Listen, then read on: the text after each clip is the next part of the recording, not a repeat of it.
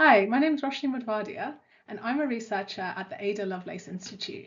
I work in their public participation team, which is a team that focuses on getting public voice into conversations and decisions in the area of AI. And today I'm going to talk to you about recommendation systems. But first, I thought you might be a bit curious about our name and who we are. So the Ada Lovelace Institute is a research institute. We're really interested in AI and the ethics that surround this, and we research areas of life where AI is already having a really big impact in the here and now. So this might relate to how AI is used in the NHS or in education or in the public sector. So for instance, how AI might be used to determine who gets welfare benefits or who gets social housing, as well as how AI is used for entertainment, so related to recommendation systems. We're named after Ada Lovelace, and she was a trailblazer for women in maths and science. She was daughter of poet Lord Byron, and she was educated by her mother to really excel in maths. And her most influential works and writings were produced in relation to Charles Babbage's analytical engine. This was designed in 1837 and was considered the first mechanical general-purpose computer. So today I'm going to talk to you about recommendation systems.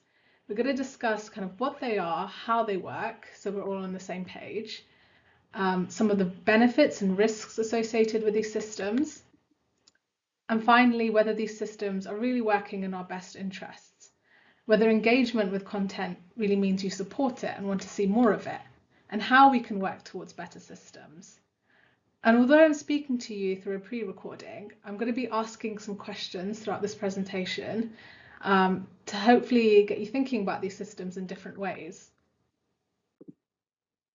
So, what are recommender systems?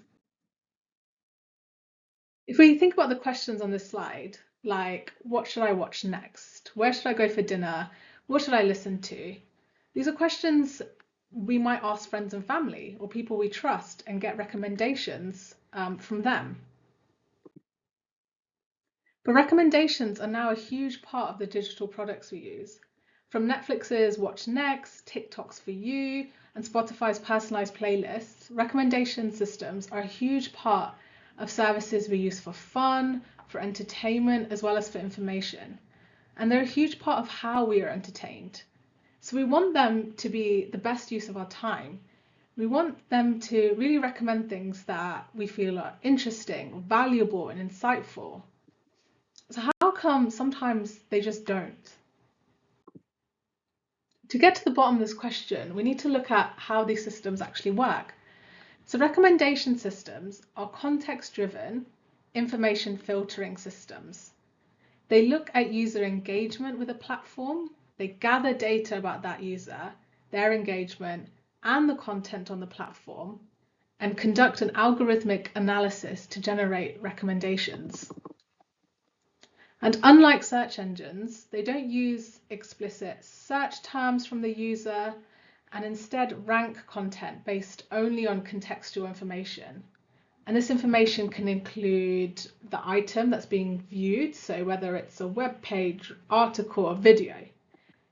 The item that has been filtered and recommended, so when something does pop up, the length of that content, when it was published, characteristics of that content. It can be based on users, so where the user is based, their language preferences, their past interactions on that platform, as well as the wider environment. So it could take into account the time of day, the date, and things like that. And it's really important to know that not all recommendation systems are the same. They can differ on the categories of items the system is filtering for, where they apply recommendations, and the types of sort and filter approaches they use. So if we go back to the first one, categories. So systems can be different in terms of the categories of item they are actually filtering and curating for. So some flat platforms are filtering based on the content of the material. So for example, they could be filtering for news articles or comments on a thread, podcasts, songs, really the type of content, very specific type of content. Others are filtering based on people. So it could be dating app profiles, Facebook profiles, Twitter accounts. Those recommendations tend to be filtering on people. And others are really delving deeper into the metadata attached to the content. And by this, I mean the contextual information that is attached to a lot of things that are online. So it can include information like the time of day it is for the user, or the time of day it is that the actual post was created, the date, the location, and lots of other really detailed information. And really, another really important distinction between different type of recommendation systems is the role of the provider in choosing the set of items the recommendation system is applied to. And there are broadly three categories of use for recommendation systems. So one is open recommending, where the system applied, so the recommendation system applied to the content is made by, applies to content that is made by users on the platform, without the platform doing any sort of curation or individually approving the items. It's user-generated content that's been kind of filtered and sorted for. Examples include YouTube or TikTok's For You page or Facebook's newsfeed, and many dating apps as well, where content is generated by users. Second type is curated recommending, when the recommendation system applies to content which is curated and approved by the platform itself. So within this applies to a lot of streaming services like Netflix and Disney Plus, where the platform has already decided on the content it shows. So it's already decided on the movies, TV shows, and things like that that will include in its platform. And then it applies a recommendation system to decide out of all of that, so all of that content that's already been curated, what it wants to recommend to very specific users. And finally, close recommending is when the recommendation system is applied only to content that is generated and commissioned by the platform. So content that's essentially been made by that specific platform. And examples of that tend to be kind of news websites where all of the content shown is content that they have created or they have commissioned. And lastly, there are different types of technical approaches that a recommendation system may use to sort and filter content. And although they're slightly different from each other, platforms can use more than one of these approaches at the same time. So the first one is called collaborative filtering. And this is when the system recommends contents to users based on past interactions and preferences of other users who are classified as having similar past interactions and preferences as you. So an example of this would be Amazon's customers who bought this item also bought X, Y, or Z item. There's matrix factorization, which is a subclass of collaborative filtering, and it is when both users and the content on the platform are coded into a small set of categories. So when Netflix, for example, recommends movies, a user may be coded based on how much they like action or comedy or another drama, and a movie might be coded by how much it fits into these genres. And then these codes can both be used to guess how much a user will like a movie that they haven't seen before, based on whether the two codes match. And finally, content-based filtering is when content on a platform is coded, but the system doesn't draw on user data or behavior to make recommendations. So it just looks at the content on the platform. A set of films, for example, on Netflix might all be coded as action films, for example. And it just applies those codes. And recommendation systems are really important to think about because they're everywhere. Picking up your phone, you interact with so many different types of recommender systems. And being everywhere, these systems carry both benefits and risks that it's really important to be aware of. So at the Ada Lovelace Institute, we recently did a survey of public attitudes to lots of different uses of AI. And one of those uses included targeted adverts for both consumer products as well as political ads So kind of adverts that you would see pop up on your social media that have been personalized and targeted to you. And these ads both use recommender systems to work because they are personalized based on user behavior. And we found that people saw benefits associated with these applications that related to finding information faster, finding more relevant information, discovering products that they wouldn't have known about otherwise. And when platforms have huge amounts of content, it's really easy to see how recommendations can kind of reduce that information overload. And I'd be really keen to see what other benefits you might think of in relation to other uses of recommendation systems. It might be interesting to think about a specific platform and the benefits of recommender systems you can think of for that specific platform, and then compare it to something else and think about whether the benefits are different depending on what the recommendation system is applied for. But as you might expect, in this the survey we did of public attitudes, we also found lots of risks associated with these systems. So common ones related to invasions of privacy, kind of sharing of personal data and the security of that personal data. And we also know that recommendation systems can reproduce social biases in their recommendations, biases that we as humans hold. And there are also some slightly more subtle risks associated with recommender systems that I wanted to kind of highlight. There's this idea called epistemic fragmentation, which is a complicated phrase for something that doesn't have to be that complicated. Kind of epistemic, episteme, it essentially means knowledge, and fragmentation means broken. So broken knowledge. And the idea is that we're all consuming content individually, meaning that knowledge is being broken up, and there's no way to know that we're all sharing the same experience when we read the news or think about important issues, because we're all having this hyper-personalized kind of content kind of sent directly to us on our devices.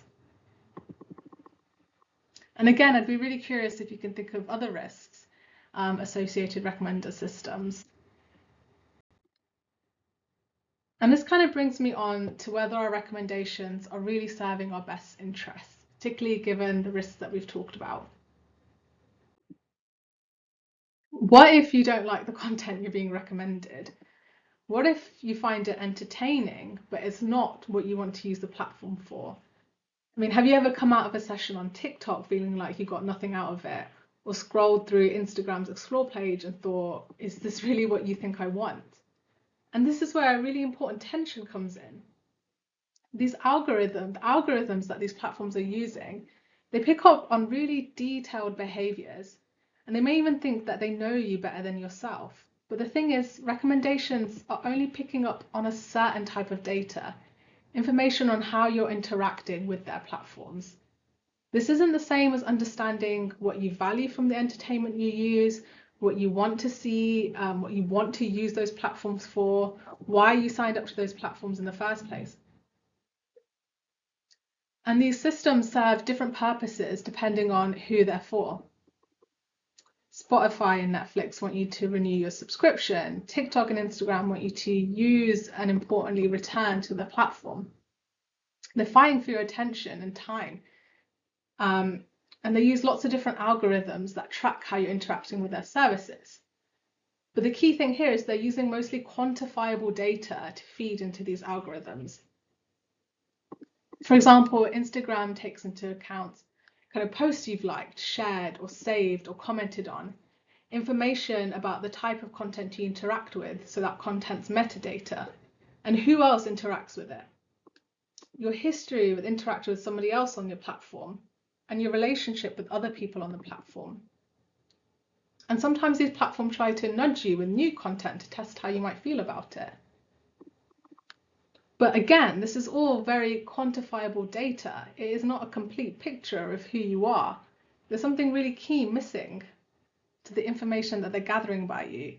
And that might be why sometimes you feel like your recommendations aren't really working for you. And the big question I'd love for you to think about is engagement really equal to value? You might instinctively react to something horrible, but that doesn't mean you're endorsing it or even that you're against it. It's just an instinctive reaction. But just because someone has done something for the last 3 days, does that mean it needs to factor into what they kind of want for the next 3 years? Many of these platforms have really historic data on how you've used them in the past, but do we want this to feed into how we interact with these platforms in the longer term? And right now, engagement is the key thing a lot of these platforms are optimizing their algorithms for. Which brings me to the question of what is value? How would you define it? What makes something valuable to you? For me, some of these ideas come to mind. Yes, I might derive value from whether something was entertaining or not. And one measure of whether I was entertained could be how engaged I was with that piece of content, whether I clicked on it, liked it, or stayed on it.